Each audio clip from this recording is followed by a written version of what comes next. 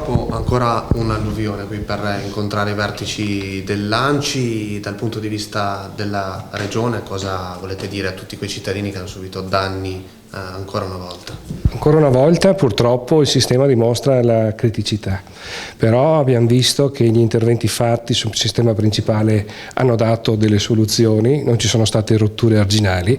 Ora bisogna intervenire soprattutto sul sistema secondario, quello che riguarda il territorio, quello che riguarda i consorzi, quella che riguarda le competenze anche dei comuni.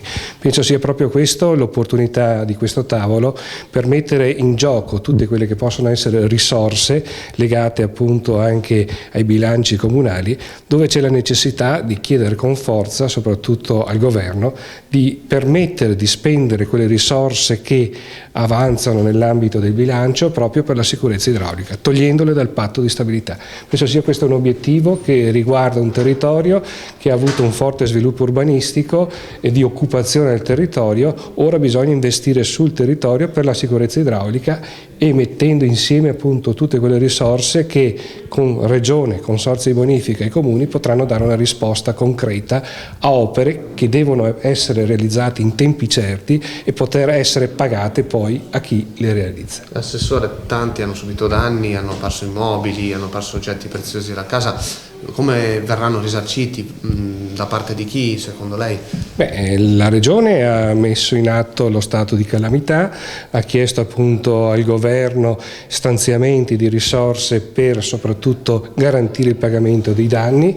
Questo è un impegno che appunto la Regione ha messo in atto subito, lo ha dimostrato già nel 2010. Io spero che questo governo si renda conto che il Veneto, oltre che a pagare le tasse, ha bisogno appunto a essere adeguatamente ricompensato di quei danni e di quei costi che molto spesso poi ricadono in una comunità che paga in maniera concreta, soprattutto sulla casa, in tassazioni che ormai non sono più ammissibili se poi non vengono appunto garantite risorse da investire sul territorio. Situazione difficile anche quella che c'è nell'est veronese. Si può fare qualcosa anche lì? State facendo qualcosa anche lì? Si sta appunto portando avanti quelli che erano i progetti di strutture, in particolare le casse di espansione, che sono stati affidati i lavori, quindi Caldogno e Trissino sicuramente garantiranno un territorio importante come quello del Vicentino, del Basso Padovano.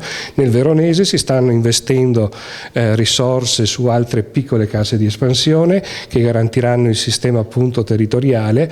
Il progetto prioritario per quell'area sarà sicuramente l'ampliamento della cassa di espansione di Montebello, che abbiamo visto come ha funzionato anche in questo caso, ma un'opera che dobbiamo ricordare risale a più di 80 anni fa. Quindi è proprio questo l'obiettivo, di rinforzare quel sistema di trattenimento delle acque, soprattutto nella fascia pedemontana, per ridurre quello che è il rischio di allagamenti, soprattutto sulle aree depresse del Basso Veneto. Perfetto. I sindaci padovani che hanno criticato il Genio Civile, ente della regione, cosa dice? Come risponde?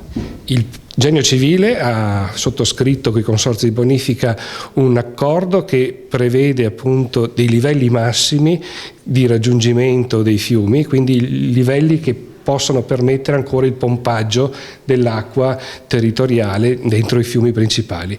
È proprio per questo che dobbiamo investire nel sistema secondario, perché non possiamo pensare che appunto la soluzione di pompare acqua nei fiumi principali, quando non è possibile, risolva nell'ambito territoriale il deflusso delle acque. Noi dobbiamo creare piccoli ambiti di allagamento, ripulire i canali, i fossi. Questo è un impegno che sicuramente è fondamentale nell'ambito della sicurezza territoriale che riguarda consorzi di bonifica e comuni.